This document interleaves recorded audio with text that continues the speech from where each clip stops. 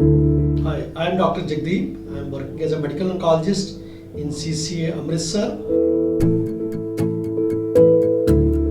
Precision medicine you can collaboratively define to engage all the different modalities available with us to decrease the burden of disease of the patients, to cure the patients, and basically to manage their complications.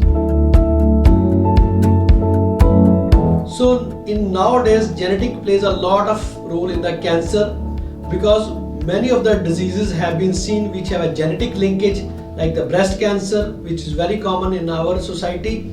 Similarly, ovarian cancer, colon cancer. So these all cancer have a genetic linkage. So that needs to define it. At least we can do the screening programs of the individuals.